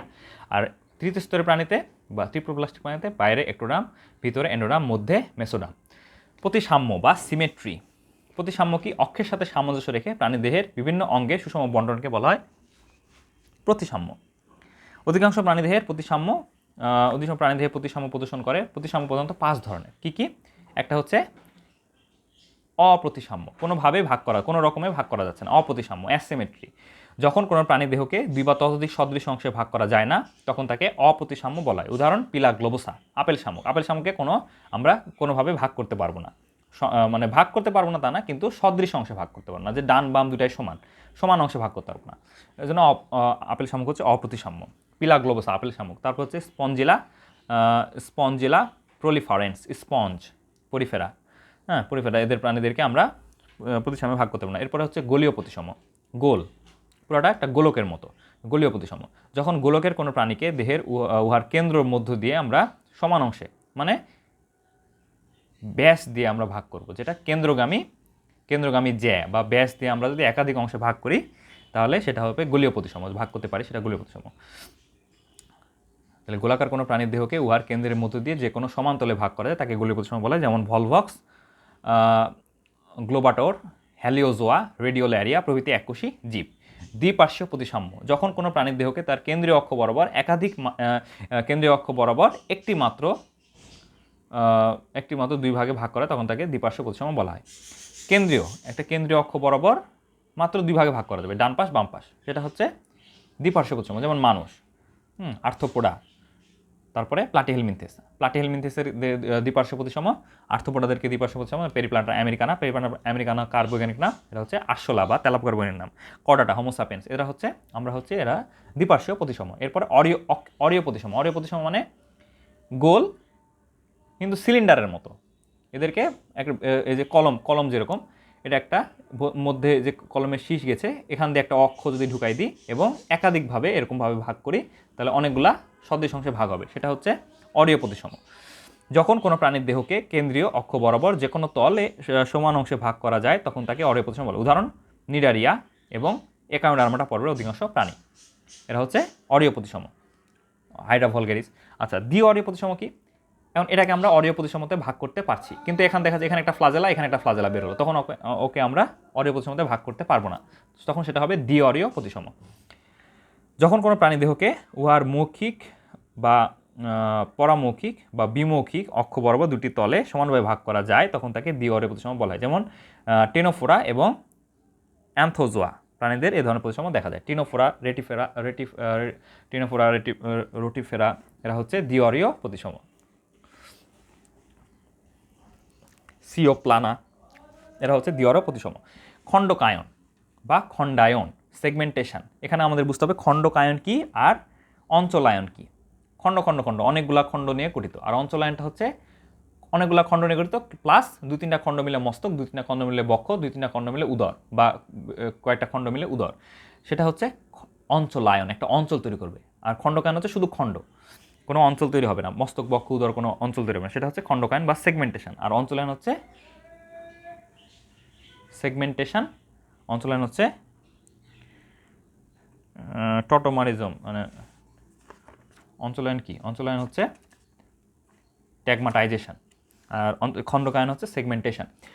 সদৃশ দেহখণ্ডকে রৈখিক বা অনুদৈর্ঘিক পুনরাবৃত্তি খণ্ডকায়ন বা মেটামারিজম, আর তাহলে অঞ্চলায়ন হবে টটোমারিজম। আচ্ছা, এটা মনে রাখতে হবে, সদৃশ দেহখণ্ডকে রৈখিক বা অনুরৈখিক পুনরাবৃত্তি, এটা একটা খণ্ড, তারপর একটা খণ্ড, আরেকটা খণ্ড, আরেকটা খণ্ড, আরেকটা খণ্ড, এটা হচ্ছে খণ্ডকায়ন বা মেটামারিজম। প্রতিটি খণ্ডকে মেটামিয়ার বা সোমাইট বলা হয়, প্রতিটি খণ্ডকে বলা হয় মেটামিয়ার বা সোমাইট। দেহখণ্ডগুলো সদৃশ হলে তাদেরকে হোমোমোনাস বা মেটামিয়ার বা হোমোমিয়ার বা সমখণ্ডকায়ন বলা হয়, বা হোমোমোনাস বা সমখণ্ডকায়ন বলা হয়। যে খণ্ডগুলো সমান হয়, কোনো ছোট বড় না, সেটা হচ্ছে সমখণ্ডকায়ন। যেমন কেঁচো যোগ, প্রত্যেকটা খণ্ডই সমান এবং এই খণ্ডকের মধ্যে প্রত্যেক খণ্ডকের মধ্যে সব কিছু একই আছে, কেঁচো যোগ, এজন্য এদেরকে বলা হয় হোমোমোনাস। প্রত্যেক খণ্ড একই, ভিতরে প্রত্যেক খণ্ডে একই জিনিস আছে। কি আছে? নেফ্রিডিয়া, প্রত্যেক খণ্ডে নেফ্রিডিয়া আছে। আচ্ছা, নেফ্রিডিয়া নামক রেচন অঙ্গ থাকে কেঁচোর খণ্ডকায়নের মধ্যে। আচ্ছা, পরিপাকতন্ত্র, ওদের প্রধান পরিপাক তন্ত্র হচ্ছে নেফ্রিডিয়া নামক রেচন অঙ্গ থাকে। প্রধান রেচন তন্ত্র হচ্ছে নেফ্রিডিয়া কেঁচোজোকের। আচ্ছা, অপরপক্ষে খণ্ডকগুলো যখন অসদৃশ হয়, মানে এক খণ্ড আরেক খণ্ড থেকে আলাদা, তখন সেটাকে বলা হয় হেটারোমোনাস, যেমন বা অসম খণ্ডকায়ন। যেমন পতঙ্গের খণ্ডকায়ন, পতঙ্গের বাইরে দেখে আমার মনে হচ্ছে খণ্ড কিন্তু ভিতরে এক জিনিস না, যেমন আরশোলার খণ্ডকায়ন। সিলমটা কি? সিলমটা হচ্ছে প্রাণীদেহের পৌষ্টিক নালী এবং দেহপ্রাচীরের মধ্যবর্তী ফাঁকা স্থানকে বলা হয়, দেহ গহ্বরকে বলা হয় সিলম। ভ্রূণীয় মেসোডার্ম থেকে উদ্ভূত পেট্রোনিয়াম দ্বারা আবৃত দেহ গহ্বরকে বলা হয় সিলম। সহজ কথায় হচ্ছে এই যে এটা কি, এটা হচ্ছে অ্যাক্টোডার্ম বা বাইরের লেয়ার, এটা হচ্ছে মেসোডার্ম বা এন্ডোডার্ম বা ভিতরের লেয়ার, এর মধ্যে হচ্ছে মেসোডার্ম। এখন কথা হচ্ছে কি, এই সিলমটা কি, সিলমটা হচ্ছে এই যে বাইরের অ্যাক্টোডার্ম আর ভিতরের, বাইরের অ্যাক্টোডার্ম ভিতরের এন্ডোডার্ম, এর মধ্যের যে এই লেয়ারটা, এই যে এটা হচ্ছে কি, এটা হচ্ছে সিলম। তো সিলম আবার 3 ধরনের হয়, অ্যাসিলোমেট, সিউডোসিলোমেট, ইউসিলোমেট। আমরা দেখব অ্যাসিলোমেট কারা। যেসব প্রাণীর দেহে কোনো সিলম থাকে না তারা হচ্ছে অ্যাসিলোমেট। দেহ গহ্বর মেসেনকাইমা ও পেশি দ্বারা পূর্ণ থাকে, যেমন পরিফেরা থেকে প্লাটিহেলমিনথেস পরের প্রাণী সিলমবিহীন প্রাণী।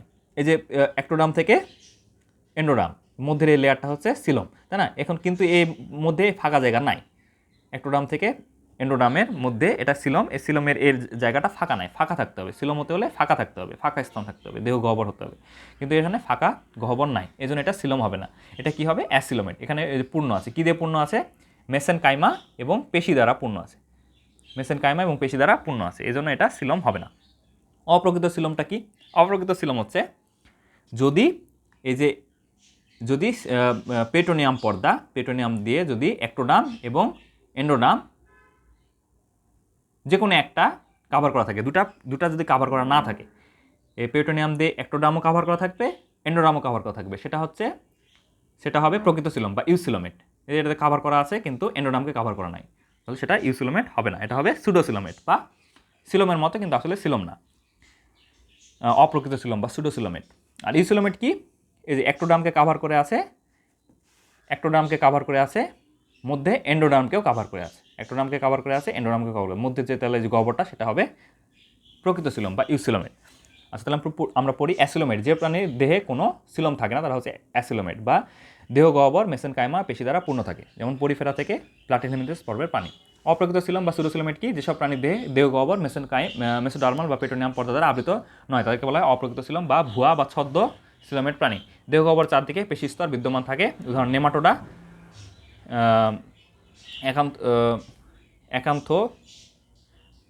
একান্থোসেফালা, রোটিফেরা,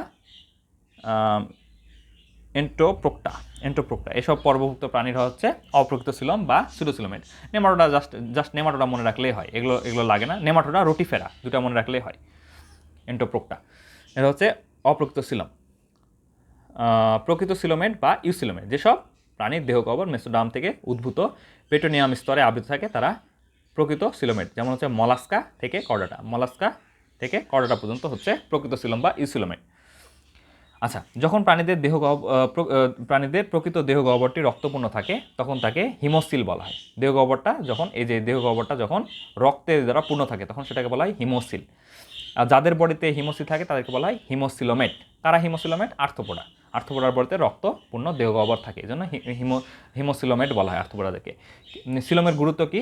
বিভিন্ন প্রাণীদের সিলোমের গুরুত্ব বিভিন্ন, যেমন কেঁচোতে এটি হাইড্রোস্ট্যাটিক কঙ্কাল হিসেবে কাজ করে। কেঁচোতে তো কোনো কঙ্কাল থাকে না, তো কেঁচো বডিকে কন্ট্রোল করে রাখে, বডির যে আকার আকৃতিকে ধরে রাখে কে?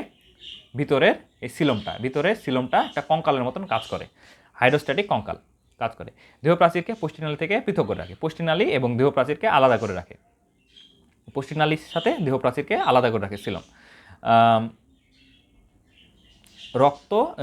রক্ত সংবহনতন্ত্রে পরিস্ফুটন ঘটায়, মলাস্কা থেকে শুরু করে কর্ডাটা পর্বের প্রাণী পর্যন্ত সিলম ধারণ করে। মলাস্কা থেকে কর্ডাটা পর্বের প্রাণীদের সিলম ধারণ করে, মানে প্রকৃত সিলম আর কি ধারণ করে। তল বা প্লেনস, তল সম্পর্কে আমরা আগে পড়ছি, আরেকবার আমরা দেখি। প্রাণীদেহকে সাধারণত 3টি তলে ভাগ করা যায়: মধ্যরেখীয় তল, সম্মুখ তল, অনুপ্রস্থ তল। মধ্যরেখীয় তল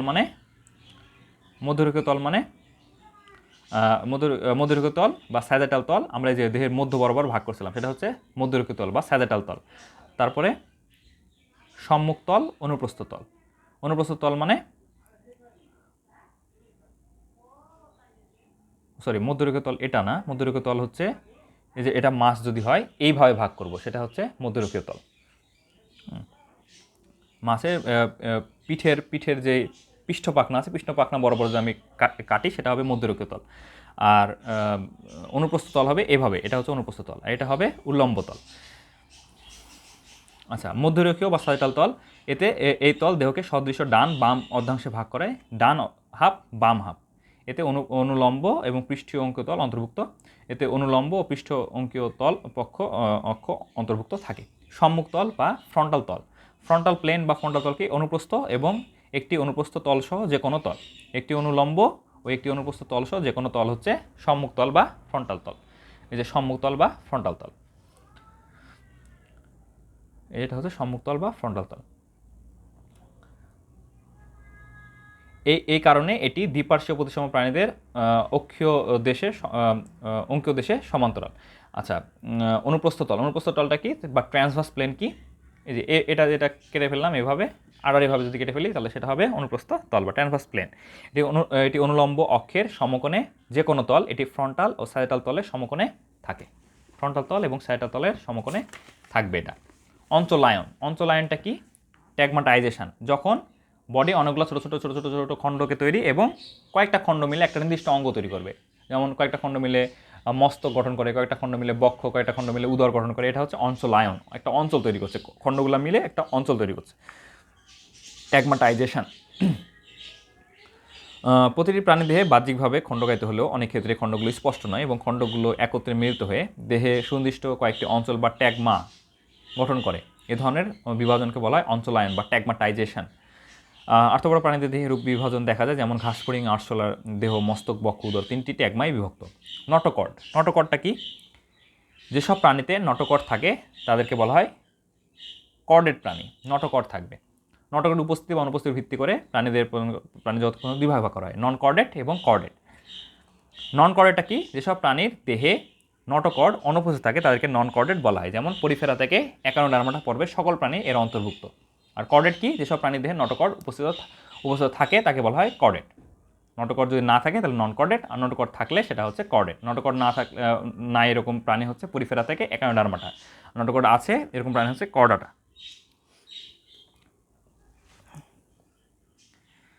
আচ্ছা, প্রাণী শ্রেণীবিন্যাসের নীতি, এগুলো তো আমরা পড়লাম এতক্ষণ ভিত্তি। আর প্রাণী শ্রেণীবিন্যাসের নীতি কি? প্রাণী শ্রেণীবিন্যাসের নীতি হচ্ছে শ্রেণীবিন্যাসের বিভিন্ন স্তর থাকবে, ধাপ থাকবে, প্রত্যেকটা স্তরকে বলা হয় ট্যাক্সন। আচ্ছা, শ্রেণীবিন্যাস স্তর বা ধাপসমূহ, শ্রেণীবিন্যাস করার সময় প্রাণীদের বিভিন্ন স্তরে বা ধাপে স্থাপন করা হয়, এসব স্তর বা ধাপকে শ্রেণীবিন্যাসের স্তর বা ধাপ বলে বা ক্যাটাগরি বলা হয়। এসব প্রাণীকে শ্রেণীবিন্যাসের উদ্দেশ্যে বিভিন্ন ধাপে বা স্তরে অন্তর্ভুক্ত করে, যেমন যেসব প্রাণীকে সেসব স্তরকে আচ্ছা যেসব প্রাণীকে শ্রেণীবিন্যাসের উদ্দেশ্যে বিভিন্ন ধাপে বা স্তরে বিভক্ত করে সেসব প্রাণীকে বলা হয় ট্যাক্সন, সেসব প্রাণীকে বলা হয় ট্যাক্সন, বাট বহুবচনে ট্যাক্সা। ট্যাক্সন হচ্ছে শ্রেণীবদ্ধগত একক। শ্রেণীবিন্যাসে ব্যবহৃত প্রত্যেকটি ক্যাটাগরিভুক্ত জনগোষ্ঠীকে এক একটি ট্যাক্সন বলা হয়, যেমন Animalia, chordata, Mammalia, primates, হোমিনিডে, Homo sapiens, এগুলো হচ্ছে এক একটি ট্যাক্সন। প্রাণীদের শ্রেণীবিন্যাসের জন্য কিছুটা পরিবর্তন সহ লিনিয়াস কর্তৃক প্রবর্তিত বিভিন্ন ধাপ ব্যবহৃত হয়। শ্রেণীবিন্যাসের প্রধান একক হচ্ছে 7টা: জগৎ বা কিংডম, পর্ব বা ফাইলাম, শ্রেণী, ক্লাস, বর্গ, অর্ডার, গোত্র, ফ্যামিলি, গণজেনাস, প্রজাতি, স্পেসিস। প্রজাতি জিনিসটা কি? শ্রেণীবিন্যাসের সর্বনিম্ন এবং কার্যকরী একক। শ্রেণীবিন্যাসের মূল একক বা কার্যকরী একক হচ্ছে প্রজাতি। শ্রেণীবিন্যাসের কার্যকরী একক বা সর্বনিম্ন একক। প্রজাতি বলতে এমন একটি জীবগোষ্ঠীকে বোঝানো হয়। আচ্ছা, এখানে একটা প্রশ্ন আছে, সেটা হচ্ছে প্রজাতি যদি শ্রেণীবিন্যাসের, প্রশ্নটা খুব দেয়, প্রজাতি যদি শ্রেণীবিন্যাসের সর্বনিম্ন একক হয় তাহলে শ্রেণীবিন্যাসের সর্বোচ্চ একক কি? সবাই বলবে কিংডম বা জগৎ, তাই না? কিন্তু আসলে প্রজাতির সর্বোচ্চ একক কিংডম বা জগৎ না, সর্বোচ্চ একক হচ্ছে পর্ব। কিংডম বা জগতের মধ্যে সকল প্রাণী আছে, এই জন্য এটা সর্বোচ্চ একক হবে না, সর্বোচ্চ একক হবে ফাইলাম বা পর্ব। আর শ্রেণীবিন্যাস জগৎ বা কিংডম হচ্ছে সার্বজনীন একক বা সর্বজনীন একক, এটা মনে রাখতে হবে, প্রশ্নটা আসে। আচ্ছা, জীবের শ্রেণীবিন্যাসের সর্বনিম্ন বা কার্যকরী একক হচ্ছে প্রজাতি। প্রজাতি বলতে এমন একটি জীবগোষ্ঠীকে বোঝায় যারা ভৌগোলিক ও পরিবেশগত কারণে পৃথক থাকলেও পরস্পর যৌনমিলন দ্বারা প্রজননক্ষম সন্তান উৎপাদনে সক্ষম। কবুতরের একটি প্রজাতি হচ্ছে কলাম্বা লিভিয়াস, কলাম্বা লিভিয়াস হচ্ছে কবুতরের প্রজাতি।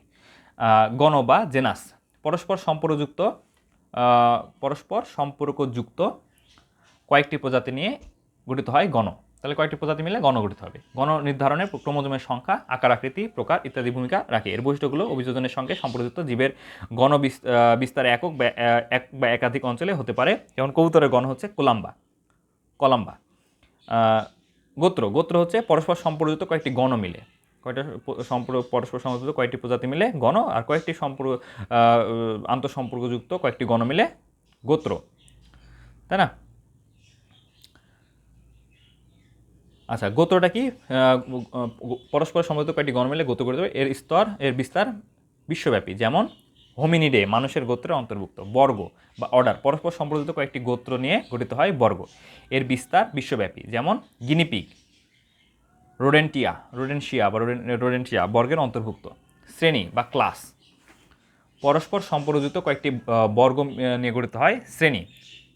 প্রাণীর শ্রেণীকরণ নির্ভর করে দেহের অঙ্গসংস্থানিক বৈশিষ্ট্য, অভিযোজনিক বৈশিষ্ট্য, অভিব্যক্তিক ধারা ইত্যাদির ওপর। যেমন মানুষ হচ্ছে কোন শ্রেণীর অন্তর্ভুক্ত? ম্যামালিয়া। মানুষ হচ্ছে ম্যামালিয়া শ্রেণীর অন্তর্ভুক্ত। আচ্ছা, ম্যামালিয়া শ্রেণীর অন্তর্ভুক্ত। পর্ব বা ফাইলাম পরস্পর সম্পর্কিত কয়েকটি শ্রেণী মিলে গঠিত হবে পর্ব। প্রাণী জগতের শ্রেণীবিন্যাসে এটি পর্ব থেকে অন্য পর্ব সুস্পষ্ট ব্যাখ্যা দ্বারা পৃথক করা যায়, যেমন গিনিপিগ করডা পর্বের অন্তর্ভুক্ত। রাজ্য বা কিংডম জীবের শ্রেণীবিন্যাসের সর্বোচ্চ একক হচ্ছে রাজ্য, সর্বোচ্চ একক বা সার্বজনীন একক। সর্বোচ্চ একক, এখানে ভুল আছে, সর্বোচ্চ একক সর্বোচ্চ একক না, শ্রেণীবিন্যাসে রাজ্য হচ্ছে সর্বজনীন একক, সর্বোচ্চ একক হবে না এটা। প্রাণী শ্রেণীবিন্যাসে এই ধাপটিকে পৃথিবীর সকল প্রাণীকে অন্তর্ভুক্ত করা হয়েছে। আচ্ছা, এটা একটু মনে রাখতে হবে, সর্বোচ্চ একক হচ্ছে পর্ব, আর সার্বজনীন একক হচ্ছে কিংডম বা রাজ্য, এটা একটু মনে রাখতে হবে। আচ্ছা, 7টি ক্যাটাগরি আছে: জগৎ বা কিংডম, পর্ব, ফাইলাম, শ্রেণী, ক্লাস, বর্গ, অর্ডার, গোত্র, ফ্যামিলি, গণজেনাস, প্রজাতি, স্পেসিস। মানুষের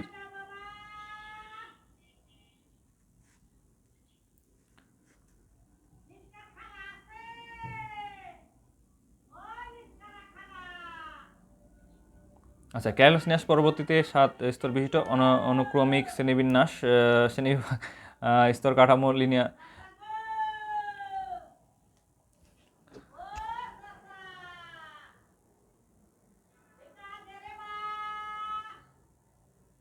বাপরে কি চিল্লাচিল্লি করছে।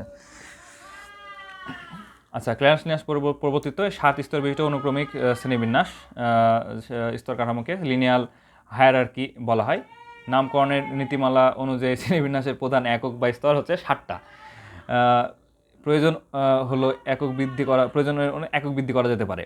কোনো প্রধান এককের উপরে বা নিচে নতুন এককের প্রয়োজন হয়, যেমন প্রধান এককের আগে আমরা যদি কোনো একক ব্যবহার করি অধিয় বা সুপার হবে, আর পরে হলে উপ বা সাব। যেমন কিংডমের উপরে আমার কোনো একটা পর্বত দেওয়ার প্রয়োজন পড়লো, তখন আমি সেটাকে সুপার কিংডম বা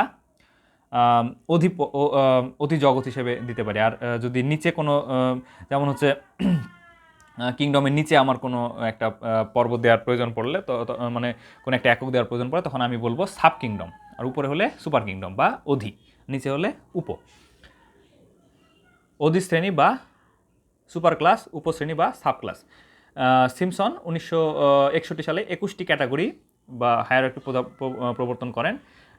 সিমসন কর্তৃক আধুনিক হায়ারার্কি এখানে নিচে দেওয়া হয়েছে: কিংডম বা রাজ্য, পর্ব বা ফাইলাম, পর্বের নিচে হচ্ছে সাব ফাইলাম উপপর্ব, এরপরে হচ্ছে সুপার ক্লাস, ক্লাসের উপরে এই জন্য সুপার ক্লাস বা অধিশ্রেণী, ক্লাসের নিচে সাব ক্লাস বা উপশ্রেণী, ইনফ্রা ক্লাস, তার নিচে হচ্ছে আরও নিচে হচ্ছে ইনফ্রা ক্লাস বা অন্তঃশ্রেণী, কোহর্ট, এরপর হচ্ছে সুপার অর্ডার, অধিবর্গ, অর্ডারের উপরে যেন সুপার অর্ডার, তার নিচে হচ্ছে সাব অর্ডার, তার নিচে ইনফ্রা অর্ডার বা অন্তবর্গ, তার নিচে হচ্ছে সুপার ফ্যামিলি, যেহেতু ফ্যামিলির উপরে এই জন্য সুপার ফ্যামিলি বা অধিগোত্র, তারপরে হচ্ছে ফ্যামিলি বা গোত্র, তার নিচে সাব ফ্যামিলি বা উপগোত্র, তারপর ট্রাইব বা জাতি, তারপর সাব ট্রাইব, তারপর হচ্ছে জেনাসের নিচে হচ্ছে সাব জেনাস, তারপর স্পেসের নিচে সাব স্পেসিস।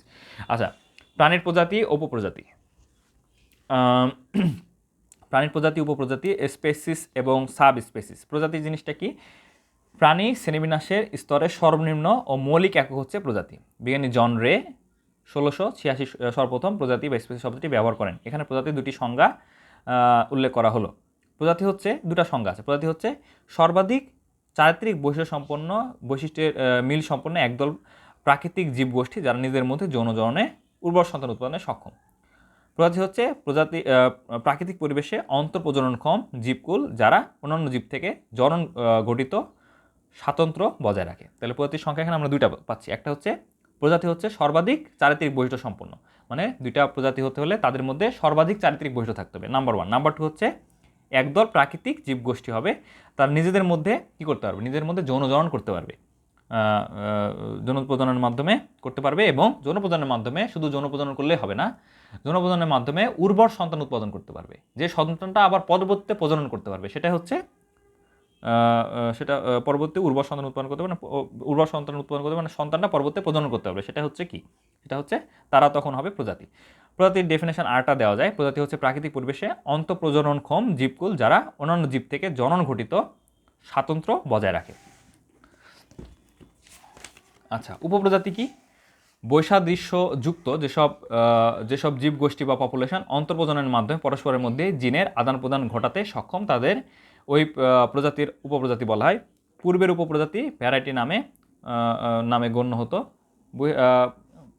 বহিরাকৃতির দিক থেকে উপপ্রজাতিগুলো পৃথক হওয়ায় তাদের শনাক্ত করতে অসুবিধা হয় না। সাধারণত উপপ্রজাতিভুক্ত জীবগোষ্ঠীগুলো আলাদা ভৌগোলিক অঞ্চলে বসবাস করে এবং সেক্ষেত্রে ভৌগোলিক অঞ্চলগুলোকে একত্রে প্রজাতির বিস্তার পরিধির অন্তর্ভুক্ত করা হয়। প্রাণীদের নামকরণ বা নমেনক্লেচার। পৃথিবীতে হাজার হাজার প্রাণী রয়েছে, একটি প্রাণীকে পৃথিবীর বিভিন্ন দেশে বিভিন্ন ভাষায় বিভিন্ন নামে ডাকা হয়, এতে তো সমস্যা হবে। আমরা বাঙালিরা একরকম ডাকি, ইংরেজরা এক নামে ডাকবে, তারপরে আমরা বলছি কবুতর, বিদেশে ওটাকে বলছে পিজন, না আরেক দেশে আরেক নামে ডাকছে। তো পৃথিবীতে একটা প্রাণীকে তখন আমরা দেখা যাচ্ছে কনফিউশন হবে যে আসলে এটা প্রাণীটার নাম কি। এজন্য পৃথিবীর সব দেশের মানুষ একই নামে ডাকবে, এজন্য আমাদের নামকরণ জিনিসটা প্রবর্তন করা হয়েছে। তাহলে এই সমস্যা দূরকরণের জন্য প্রাণীর নামকরণ বৈজ্ঞানিক পদ্ধতির প্রবর্তন করা হয়। কোনো বিশেষ প্রাণীকে শনাক্ত করার জন্য শ্রেণীবিন্যাসের কিছু নিয়মকানুন বা পদ্ধতি অনুসারে বৈজ্ঞানিক পদ্ধতি প্রতিটি প্রজাতির যে বিশেষ নাম প্রদান করা হয় সেটা হচ্ছে নামকরণ বা নমেনক্লেচার। প্রাণীর নামকরণ দুই প্রকার, একটা হচ্ছে দ্বিপদ নামকরণ, একটা হচ্ছে ত্রিপদ নামকরণ। দ্বিপদ নামকরণ বা বাইনোমিয়াল নমেনক্লেচার। জীবের নামকরণ আন্তর্জাতিক প্রথা অনুসারে প্রথমে গণনাম পরে প্রজাতির নাম ব্যবহার করা হয়। প্রাণীদের যে নামকরণ সেটা হচ্ছে দ্বিপদ নামকরণ। দ্বিপদ নামকরণ পদ্ধতি অনুসারে প্রদত্ত নামকে বৈজ্ঞানিক নাম বা সায়েন্টিফিক নেম বলা হয়। উদাহরণ মানুষের বৈজ্ঞানিক নাম হচ্ছে হোমো সাপিয়েন্স। সুইডিশ শ্রেণীতত্ত্ববিদ হচ্ছে ক্যারলাস লিনিয়াস 1758 খ্রিস্টাব্দে দ্বিপদ নামকরণ পদ্ধতি প্রবর্তন করেন। বিজ্ঞানী ক্যারলাস লিনিয়াস, সুইডিশ শ্রেণীতত্ত্ববিদ ক্যারলাস লিনিয়াস 1758 সালে দ্বিপদ নামকরণ পদ্ধতি প্রবর্তন করেন। ত্রিপদ নামকরণটা কি? ট্রাইনোমিনাল নমেনক্লেচার। জীবের নামকরণ আন্তর্জাতিক নিয়ম অনুযায়ী গণপ্রজাতি এবং উপপ্রজাতি নামে 3টি পদ ব্যবহার করে জীবের যে নামকরণ সেটা হচ্ছে ত্রিপদ নামকরণ। ত্রিপদ নামকরণ ICZN কর্তৃক স্বীকৃত। উদাহরণস্বরূপ নাজা, এর দুটি উপপ্রজাতি হলো নাজা গোখরা, নাজা হান্না, এটা হচ্ছে জাতি সাপ, নাজা হচ্ছে গোখরা। আচ্ছা, প্রাণীর নামকরণের নিয়মাবলী ICZN, International Commission on Zoological Nomenclature, এটা হচ্ছে প্রাণীর নামকরণের। আর International Commission on Zoological Nomenclature কর্তৃক প্রাণীর নামকরণের কয়েকটি নিয়মাবলী নিচে উল্লেখ করা হলো। বৈজ্ঞানিক নামের দুটি অংশ থাকবে। প্রথম অংশটির নাম হবে গণ, দ্বিতীয় অংশের নাম হবে প্রজাতি। প্রাণীর বৈজ্ঞানিক নামকরণ অবশ্যই ল্যাটিন বা ল্যাটিনকৃত হতে হবে, ল্যাটিন অথবা ল্যাটিনে রূপান্তরিত বা ল্যাটিনে কনভার্ট করার বা ট্রান্সলেট করা হতে হবে। গণনামের প্রথম অক্ষরটি ইংরেজি বড় হাতের অক্ষরে হবে। প্রজাতি নামের সবকটি অংশ ইংরেজি ছোট হাতের অক্ষরে লিখতে হবে। বৈজ্ঞানিক নাম ছাপা অক্ষরে, সর্বদিটালিক অক্ষরে বা বাঁকা অক্ষরে, হেলানো অক্ষরে লিখতে হবে। যেমন হোমো সাপিয়েন্স আন্তর্জাতিক বিজ্ঞান বিষয়ক পত্রপত্রিকায় সর্বপ্রথম প্রকাশিত বৈজ্ঞানিক নামটাই স্বীকৃতি পাবে। হাতে লেখার সময় গণপ্রজাতিক নামের নিচে আলাদা করে দাগ দিতে হবে। হোমো সাপিয়েন্স, হোমোর নিচে আলাদা, স্যাপিয়েন্সের নিচে আলাদা দাগ দিতে হবে। শুধু গণের নাম লিখলেও নিচে দাগ দিতে হবে, যেমন শুধু হোমো লিখলাম তাও নিচে দাগ দিতে হবে। যে বিজ্ঞানী সর্বপ্রথম কোনো জীবের বিজ্ঞানসম্মত ব্যাখ্যা বর্ণনা দিবেন তার নাম এবং প্রকাশনার সাল উক্ত জীবের বৈজ্ঞানিক নামের শেষে সংযোজিত হবে। যেমন হোমো সাপিয়েন্স সর্বপ্রথম লিনিয়াসে দিয়েছে, এই জন্য 1758 সাল হোমো সাপিয়েন্সের সাথে লিনিয়াসের নামকরণ এক করতে, কারণ উনি সর্বপ্রথম বর্ণনা দিছিল, বিজ্ঞানসম্মত বর্ণনা দিছিল 1758 সালে। যদি কোনো জীবের একাধিক নাম থেকে থাকে, একাধিক জীবের নাম একই হয়ে থাকে, তবে সর্বপ্রথম দেওয়া সিদ্ধ নামটি গৃহীত হবে। একে অগ্রাধিকার আইন বলা হয়, ল অফ পিউরিটি। এক্ষেত্রে বিজ্ঞানী ক্যারলাস লিনিয়াসের সিস্টেমা ন্যাচার নামক বইয়ের 10ম সংস্করণের 1753 পূর্বের কোনো নাম গ্রহণযোগ্য হবে না। কোনো প্রজাতির বৈজ্ঞানিক নামের পরিবর্তন ও সংশোধন করা হলে প্রথম নাম প্রদানকারী নাম ব্র্যাকেটের মধ্যে রাখতে হবে। নতুন নাম প্রদানকারীর নাম ব্র্যাকেটের পরে থাকবে। যেমন আচ্ছা, কোনো তো যে আগের নামটা দিছে পরবর্তী নামটা যদি চেঞ্জ হয় তাহলে যে আগের নামটা দিছে তার নাম ব্র্যাকেটে রাখতে হবে, পরে রিসেন্ট যে নাম দিছে তার নাম পরে রাখতে হবে। কোনো প্রাণীর বৈজ্ঞানিক নামের গণ প্রজাতি নামের অংশের নাম যদি একই হতে পারে, এই অবস্থাকে বলা হয় টটোনিম। যদি দুই পার্ট একই হয় সেটা হবে টটোনিম। আর একই প্রাণীর নাম যদি দুইটা ভিন্ন হয় সেটা হবে সিনোনিম। আচ্ছা, এর পরের অপশনটা ওইটাই। নামকরণের সময় যে প্রাণীকে নমুনা হিসেবে ব্যবহার করে তাকে বলা হয় টাইপ স্পেসিমেন। যে প্রাণীকে আমরা নমুনা হিসেবে নিচ্ছি নামকরণের সময় সেটা হচ্ছে টাইপ স্পেসিমেন। এটা গবেষণায় সংরক্ষণ করে রাখতে হবে। আচ্ছা, অগ্রাধিকার আইন একটা প্রাণীর একাধিক নাম হয়েছে তখন অগ্রাধিকার আইন, যে আগের নামটা দিয়েছে বিজ্ঞানসম্মত ব্যাখ্যা সহ নাম দিছে, যার নামটা গ্রহণযোগ্য তার নামটা আগে গৃহীত হবে। তখন একাধিক নাম হলে এবং যে পরে যে নাম দিচ্ছে তার নামটা গৃহীত হবে, কিন্তু তার নামটা পরে অ্যাড করতে হবে। সেটা হচ্ছে অগ্রাধিকার অনুযায়ী তখন একটা প্রাণীর দুইটা নাম হয়ে যাবে, এই জন্য তখন সেটাকে নাম হবে হোমোনিম বা সিনোনিম। আচ্ছা, হোমোনিম সিনোনিম জিনিসটা কি এটা আমরা এখন পড়বো। জীবের নামকরণের ক্ষেত্রে এটি একটি অত্যন্ত বিতর্কমূলক অংশ, কিন্তু এটি আন্তর্জাতিক নিয়ম নামকরণ বিধির বা ICBN ICZN প্রাথমিক সূত্র বা প্রায়োরিটি ল যা এই বিধির স্থায়িত্ব বজায় রাখে। যখন একই ট্যাক্সনের অন্তর্গত দুটিতে একই নামের উপস্থিতি লক্ষ্য করা যায় তখন কোনো একটি নামের বৈধতা সংক্রান্ত সমস্যার সমাধান করা হয় অগ্রাধিকার আইন দ্বারা বা অগ্রাধিকার সূত্র দ্বারা, প্রায়োরিটি ল। কোনো একটি জীবের অনেকগুলো নাম গবেষণাগারে বা জার্নালে প্রকাশিত হতে পারে, কারণ একাধিক বিজ্ঞানী বিভিন্ন সময়ে নানা রকম নাম প্রয়োগ করেছেন, কিন্তু আন্তর্জাতিক নিয়ম অনুসারে প্রতিটি প্রজাতির একটি মাত্র বৈজ্ঞানিক নাম বৈধ নাম থাকবে। একটি প্রজাতির একাধিক নামের মধ্যে কোনটি বৈধ নাম তা ঠিক করা হবে অগ্রাধিকার আইন অনুযায়ী। অগ্রাধিকার আইন অনুসারে গোত্র বা গোত্রের নিচে ট্যাক্সনের বৈধ নাম নির্বাচন করা হয়। এক্ষেত্রে একটি জীবের একাধিক নামের মধ্যে ICBN ICZN এর নিয়ম মেনে যে বিজ্ঞানী সর্বপ্রথম নাম প্রকাশ করেন সেই নামটি বৈধ বলে গণ্য করা হয়। অবশিষ্ট নামগুলো বাতিল করা হয়। হোমোনিম আর সিনোনিম। হোমোনিম হচ্ছে কোনো দুটি পৃথক জীবের যদি একই নামকরণ করা হয় এবং নামের বানান এবং উচ্চারণ যদি একই হয় তবে প্রথম নামটি দেওয়া বৈধ বলে গণ্য করা হয়, যেমন পরে দেওয়া নামটি হোমোনিম হবে। আচ্ছা, সিনোনিমটা কি? একই প্রজাতির জীবের অনেকগুলো নাম থাকলে বৈধ বা স্বীকৃত নাম ছাড়া অন্য নামকে বলা হয় সিনোনিম। আগে প্রকাশিত সিনোনিমটিকে সিনিয়র সিনোনিম, পরে প্রকাশিত প্রকাশিত সিনোনিমকে বলা হয় জুনিয়র সিনোনিম। তো দুইটা বিজ্ঞানী দেখা যাচ্ছে একটা প্রাণীর একই নাম দিছে, তখন আগে যে নাম দিছে সেটা অরিজিনাল নামকরণে গৃহীত হবে, আর পরে যে নাম দিবে সেটা হবে হোমোনিম। হোমো মানে কি? হোমো মানে একই। নামকরণ যদি একই হয় তাহলে সেটা হবে হোমোনিম, পরের নামটা হবে হোমোনিম, আর আগের নামটা গৃহীত হবে, উচ্চারিত হবে। আর সিনোনিমটা কি? একটা প্রাণীর নাম আলাদা আলাদা দিছে, কেউ হচ্ছে রহিম দিয়েছে, কেউ করিম দিয়েছে, একই প্রাণীর নাম।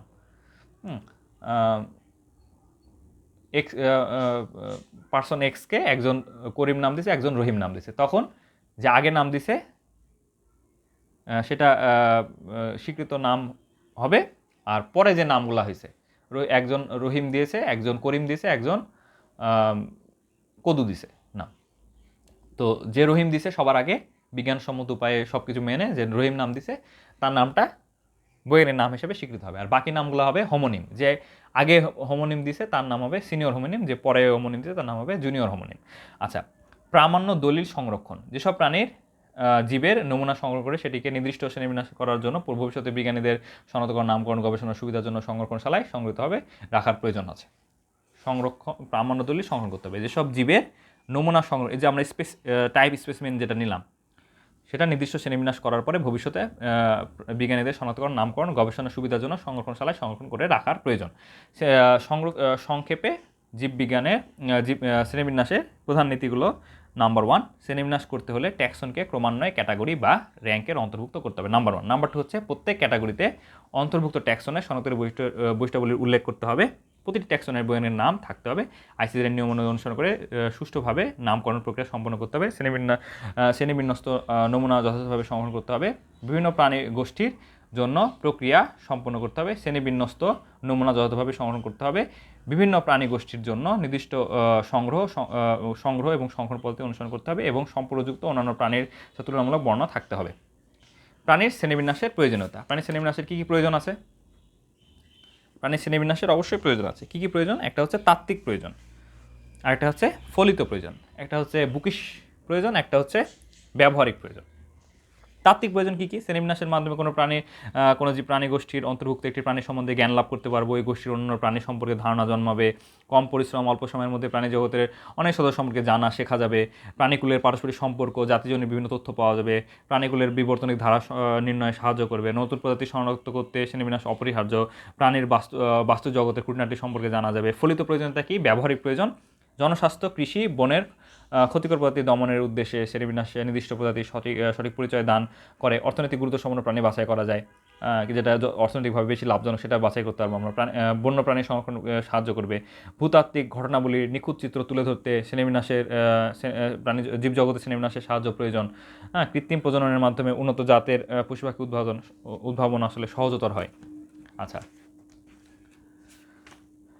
তো আরও অনেক পার্ট আছে, এটা পরবর্তী অংশগুলো আমরা পরের পার্টে আলোচনা করবো ইনশাল্লাহ। আচ্ছা, এতক্ষণ ধৈর্য ধরে আমার কথা শোনার জন্য, আমার সাথে থাকার জন্য অসংখ্য ধন্যবাদ। আসসালামু আলাইকুম রহমতুল্লাহ।